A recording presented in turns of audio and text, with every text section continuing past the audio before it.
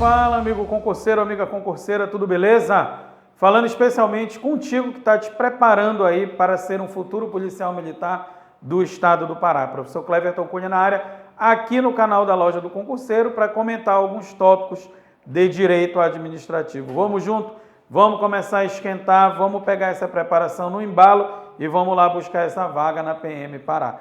Então vamos nessa, gente. Olha só, para a gente que está acompanhando aqui pelo canal da Loja do Concurseiro, baixa o PDF dessa aula aí com o nosso material. O link está na descrição aqui do vídeo, beleza?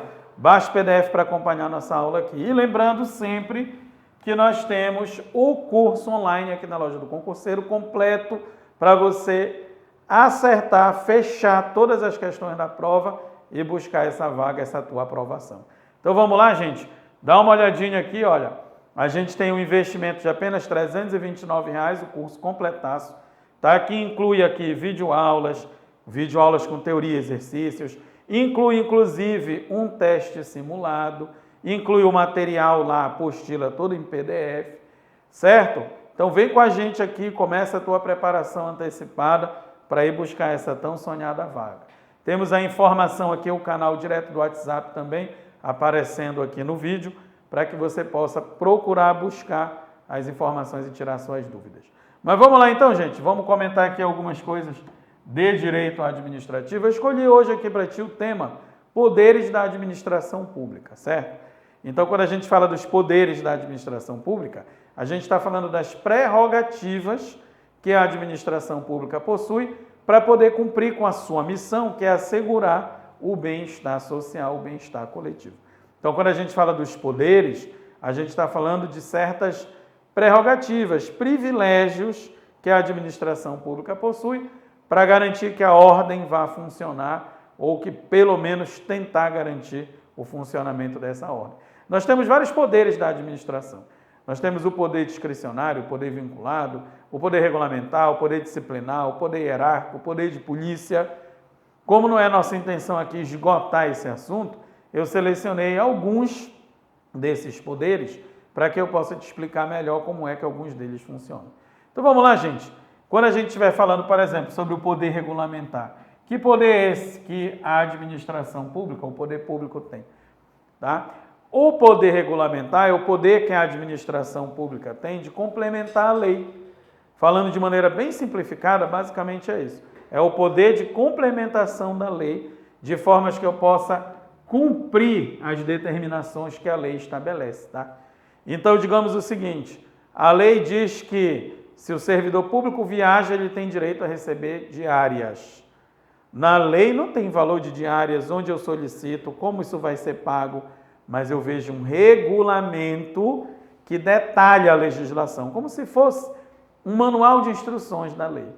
Esse manual de instruções da lei, que a gente vai chamar de regulamento, que a gente vai chamar, né, de ato normativo, ele vem desse poder regulamentar. O poder de complementar a lei para que a gente possa cumpri-la fielmente. Então, a lei diz que o servidor tem direito à diária, o regulamento vem e diz o valor da diária. Tá? Então, o regulamento ele serve para complementação da lei. Agora, pessoal, a gente tem uma certa discordância aí no âmbito, né, da teoria do direito administrativo. Porque existem aqueles autores, existem aqueles estudiosos do direito administrativo que dizem assim, olha, poder regulamentar é para criar regulamento.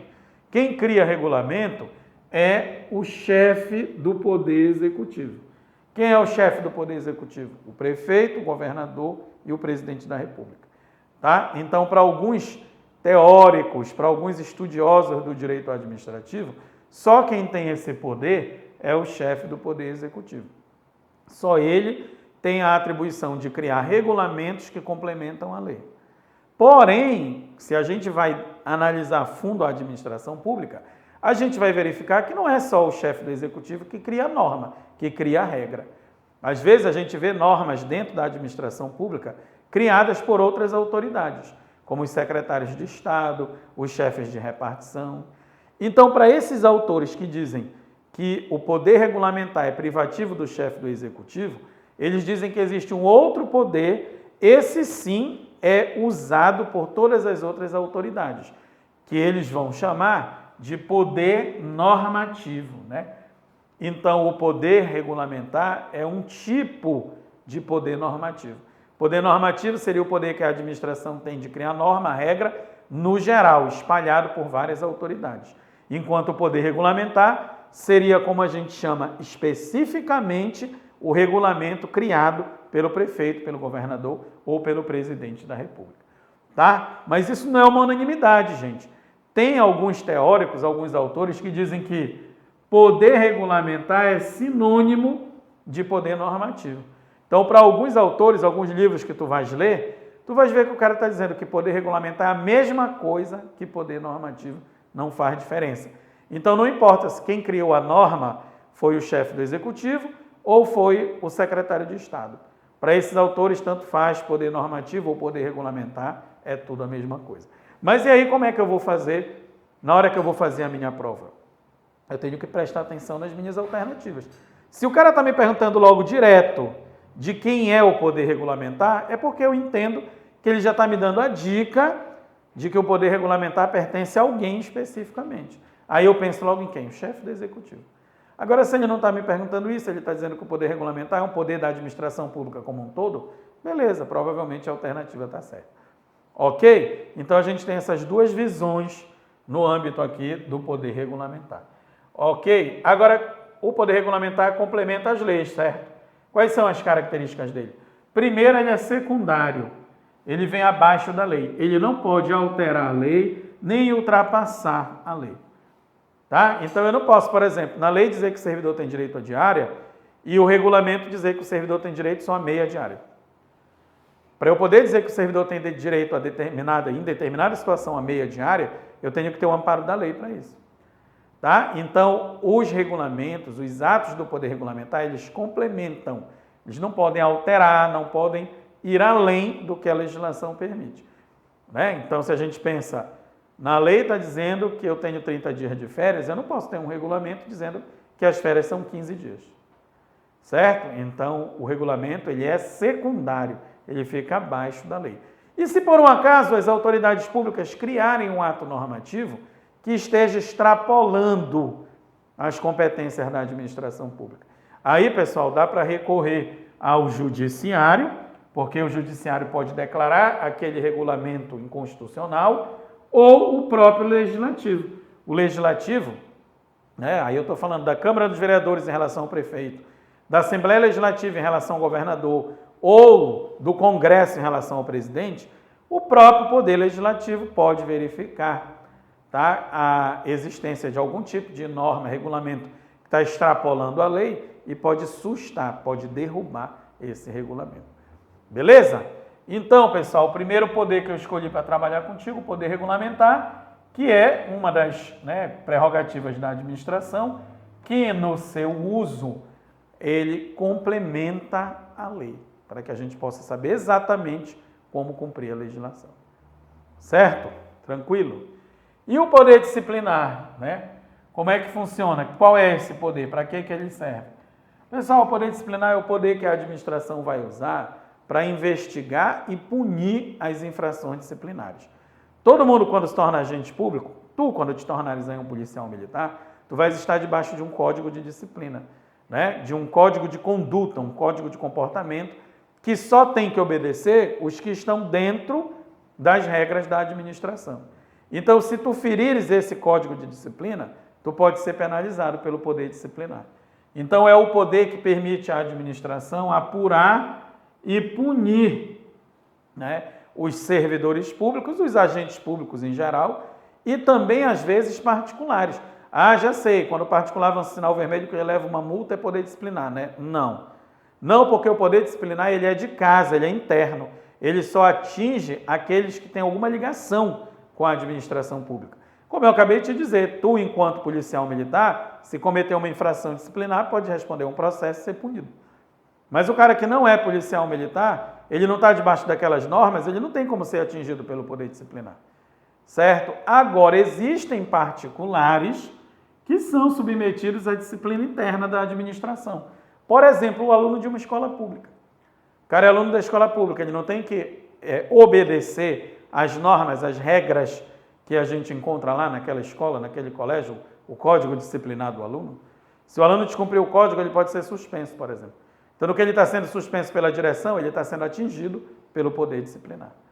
Certo? Então, pessoal, o poder disciplinar é o poder que a administração usa para apurar as infrações e, eventualmente, punir aqueles faltosos, aqueles que desobedecem às normas de disciplina. Certo? Agora, não vamos confundir o poder disciplinar com o poder punitivo do Estado. Esse poder punitivo do Estado é para punir crimes, certo? É para punir ato criminoso. Quem é que tem essa competência de punição de ato criminoso? É o Poder Judiciário. Então, o poder disciplinar, ele é diferente, ele tem uma natureza diversa, uma natureza diferente do poder punitivo do Estado. Então, aqui é o Judiciário que pune o criminoso. Tá? Então, se o policial militar cometer uma infração disciplinar, que ao mesmo tempo o Código Penal Militar disser que é crime, ele vai responder na esfera criminal, penal e também na esfera administrativa. Tá? São esferas separadas, independentes. E olha só, pessoal, o poder disciplinar, ele não pode ser aplicado de imediato, de cara. Mesmo que eu seja o governador do estado, que eu flagre o cara fazendo uma besteira.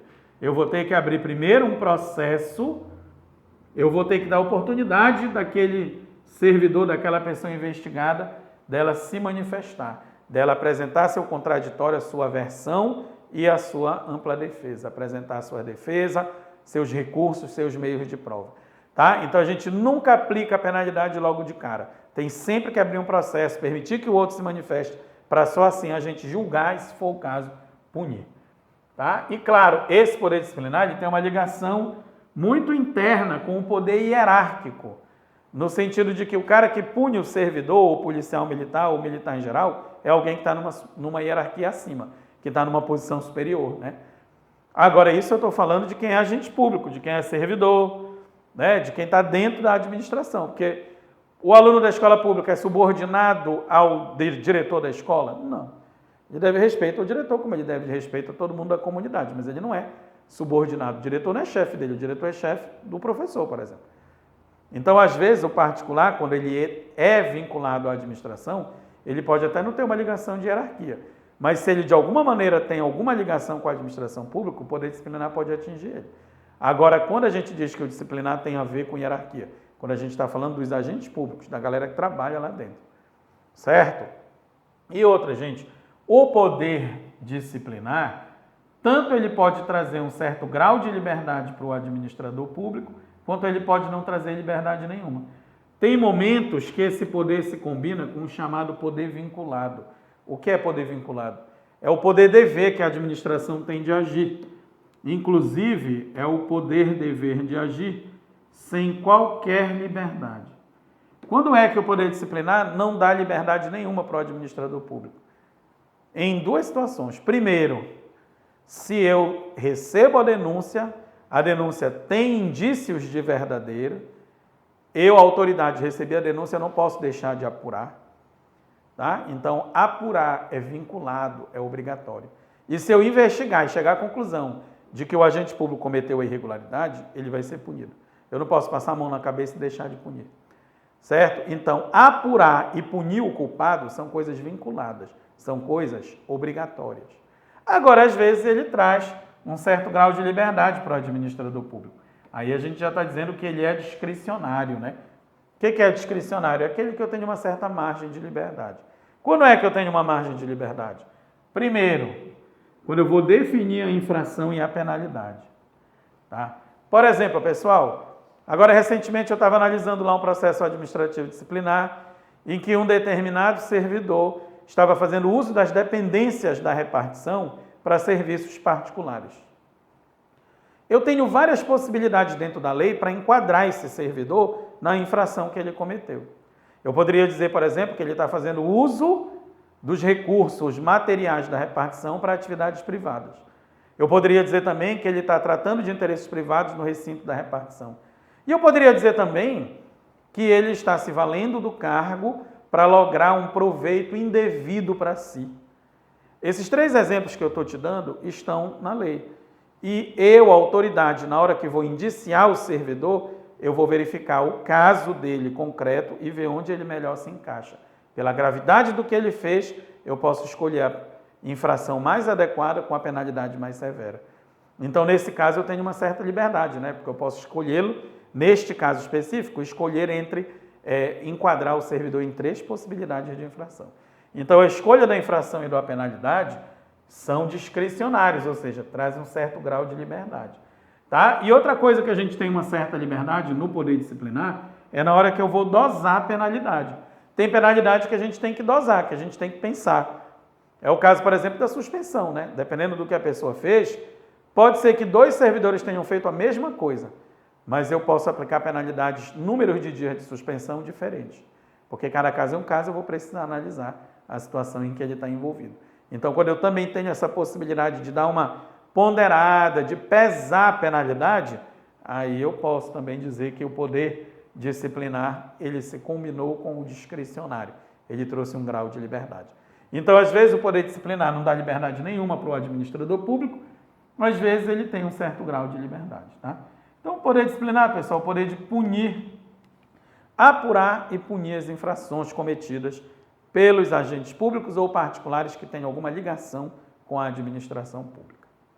Beleza? E o último poder que eu escolhi hoje para trabalhar com vocês, que é o poder hierárquico, né? Que é aquele poder que vocês, senhores e senhoras, irão se encontrar com muita frequência no âmbito militar, com a hierarquia, o princípio da hierarquia que gera o chamado poder hierárquico. Tá? Esse poder hierárquico é o que organiza a administração pública. Ele que é responsável pela coordenação das tarefas, certo? Por criar as escalas de superiores e subordinados. E a hierarquia é uma coisa que se encontra nos 3 poderes, tá? Tanto no executivo, quanto no legislativo, quanto no judiciário. Se nós estivermos falando das questões administrativas, nas questões administrativas, nós encontramos hierarquia nos 3 poderes. Tá? Tanto que eu coloquei aqui, manifesta-se exclusivamente na função administrativa. Como assim? Né? Tem a hierarquia no poder executivo, legislativo e judiciário? Sim. No poder executivo, em todo ele, na atividade dele. E no judiciário e no legislativo, só na parte administrativa. Porque se tu fores olhar bem, não tem hierarquia entre os deputados e senadores. Não tem hierarquia entre os juízes, né? A organização desses poderes é diferente. Mas na parte administrativa tem. Se tu fores ao tribunal, tu vais encontrar o presidente do tribunal. Ele é o chefe dos servidores, né? Administrativamente ele é chefe ali de todo mundo que trabalha naquele órgão. Então, na parte administrativa, sempre hierarquia. Na parte típica, específica do legislativo e do judiciário, não tem hierarquia. E olha só, quem está na posição hierárquica superior tem certas prerrogativas em relação a seus subordinados, né?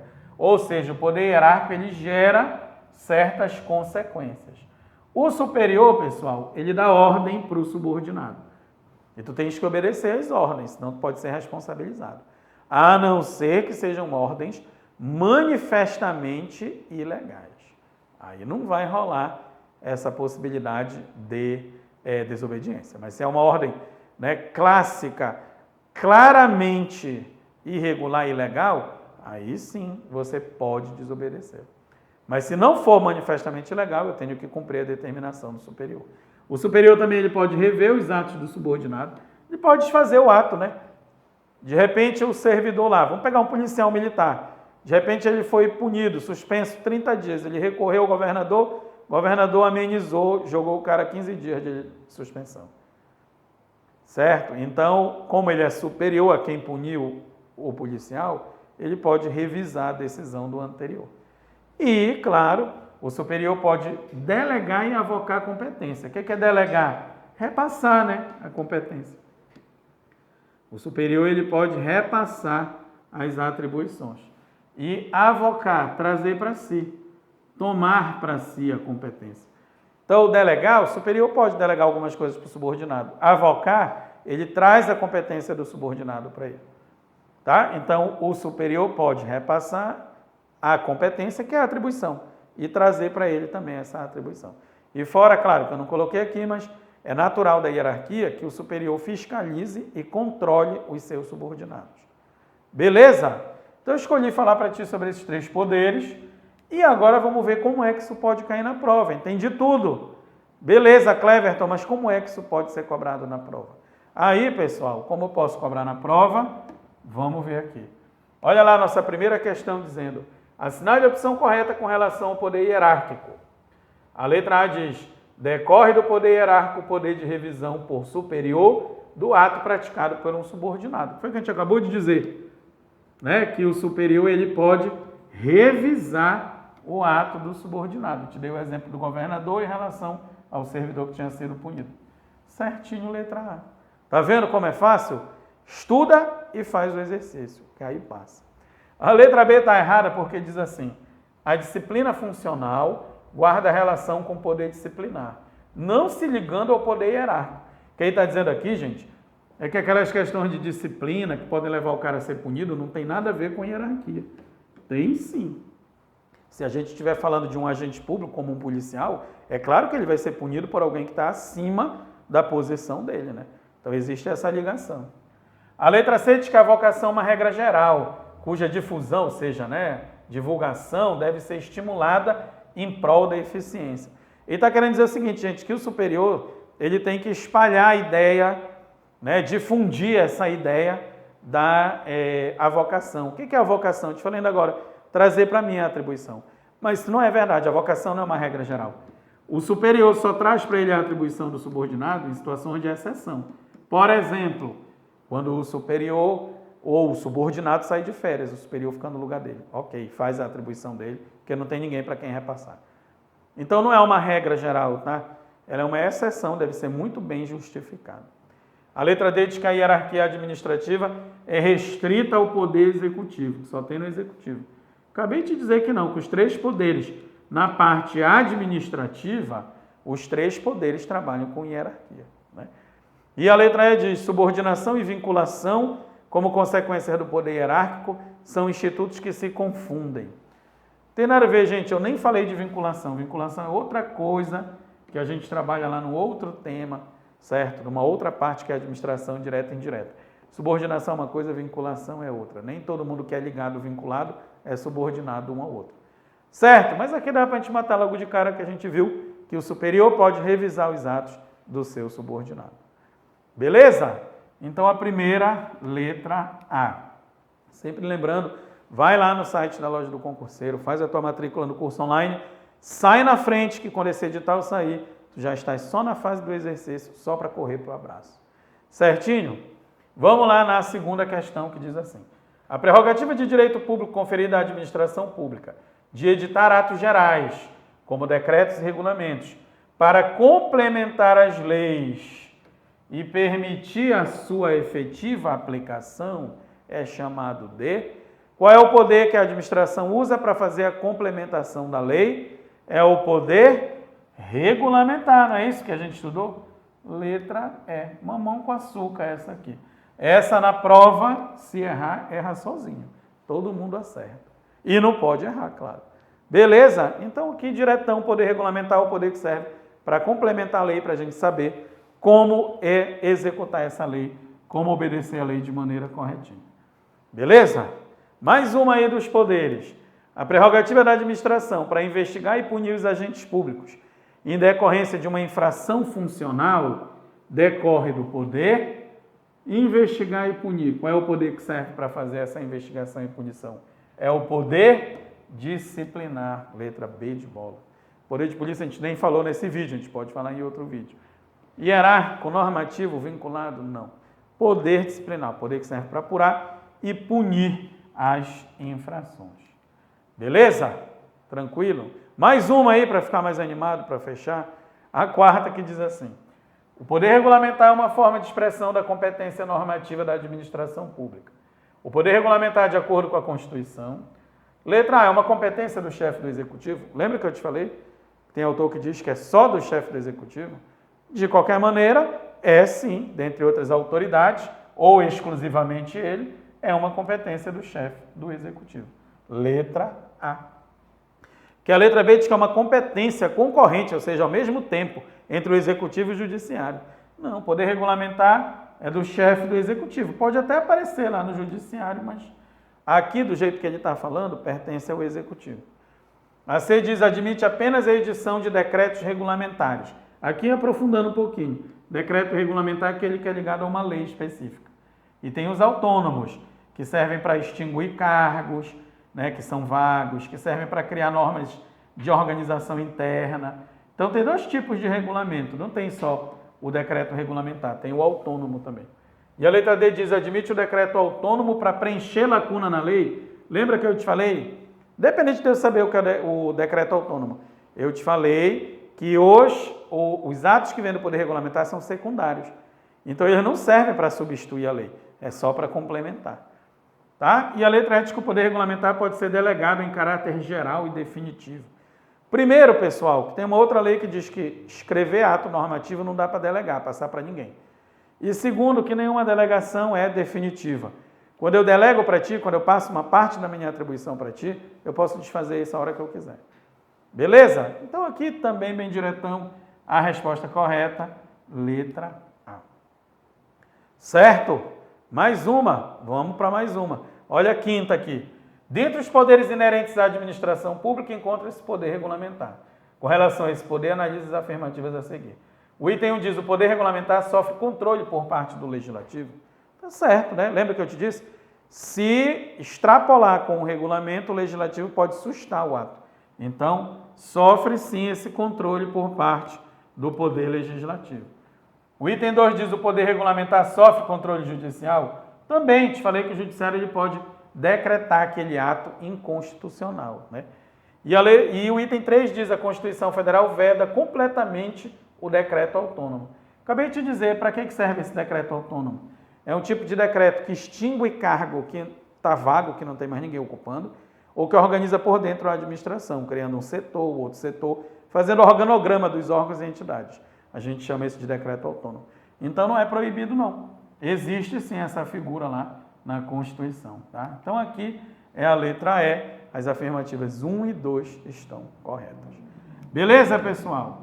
Vamos para mais uma? Vamos para mais uma. Sexta questão. Dentre outras, é uma peculiaridade marcante do poder disciplinar. Sua, letra A, diferenciação com o poder punitivo do Estado, realizado através da justiça penal.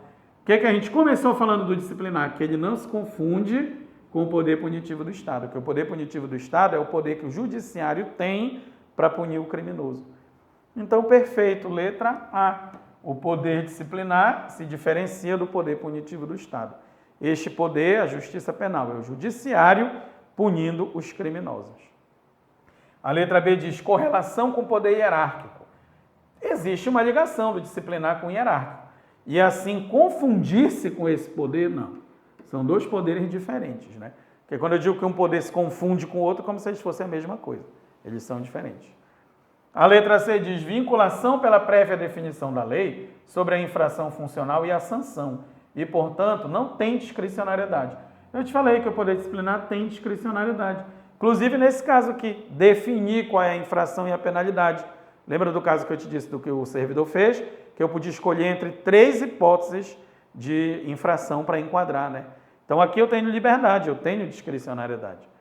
A letra D diz qualidade de ordenar, coordenar, controlar e corrigir as atividades administrativas no âmbito da administração. Isso não é o poder disciplinar, isso é o poder hierárquico, né? Coordenação, organização, poder hierárquico. E a letra E diz a capacidade de condicionar e restringir o uso e as atividades e os direitos individuais. Tem nada a ver com o poder disciplinar.